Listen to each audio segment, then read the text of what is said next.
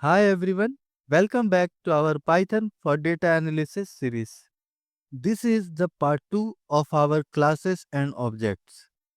In this video, we are leveling up to understand attributes and methods, the key elements that bring functionality to our objects.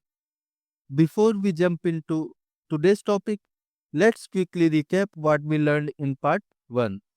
We discovered that a class is a blueprint and an object is an instance created from that blueprint. Using this idea, we created simple classes and objects. If you haven't watched that video yet, I recommend checking it out first to build a solid foundation. Now let's talk about attributes. These are variables that belongs to objects. Think of it this way. If a class is a blueprint for a car, the attributes are the feature of a car, like its color, brand, or engine type. In Python, we categorize attributes into two types. Instance attributes, these are specific to each object. For example, each car can have its unique color or engine type. Second one is class attributes. These are shared across all objects of the class. Think of these as common properties of car, like the fact that they all have four wheels.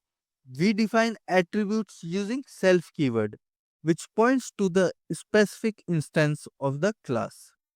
If attributes give objects their characteristic, method give them behavior.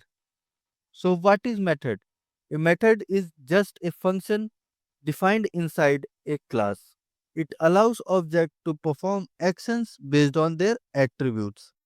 For instance, if an object is a car, a method might be start engine or drive. Here is how we define methods. We use def keyword just like a regular function. The first parameter must always be self, which refers to the instance calling the method. We mainly use instance methods, which interact with instance attributes and bring object to life. That's enough theory. Let's jump into Python and see how to use attributes and methods effectively. Alright, let's now write some code to explore attributes and methods in Python step by step. First, let's create a simple class called car. In this class, we will add a class attribute which is something all objects of this class will share. Let's do that.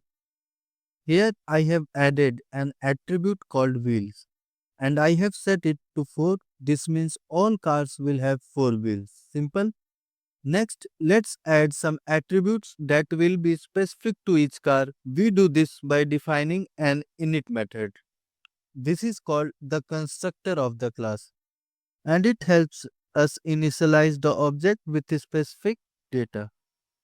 Here I have added two attributes, brand and color. This will be unique for each car. Notice the self keyword here. It is used to refer to the specific object we are working with. Think of it as saying this car's brand or this car's color. Now let's give our car some behavior. For example, a car can start its engine or change its color. We will write two methods for that. The start engine method will print a message saying engine of the car has started. The paint car method will allow us to change the color of the car.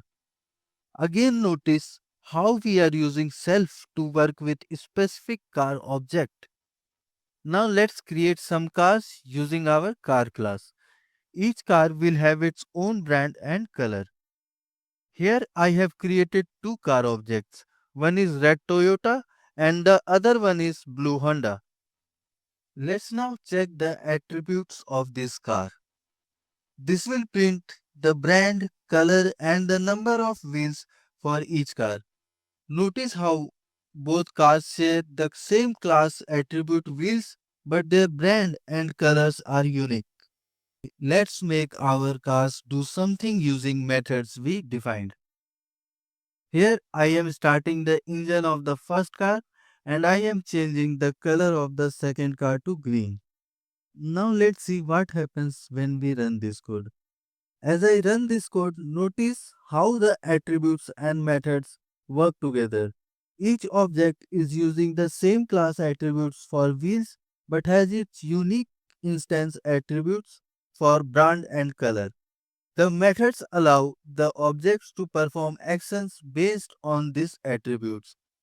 Feel free to add more cars or creating new methods to explore this further. This is how attributes and methods bring life to our classes. That's it for part 2 of our classes and object series. Today we learned how to add characteristics to our object using attributes and make them perform actions with methods. In the next video, we will dive into one of the most important aspects of the classes, that is constructors and mysterious self-keyword. We will also see how to initialize objects in a clean and efficient way.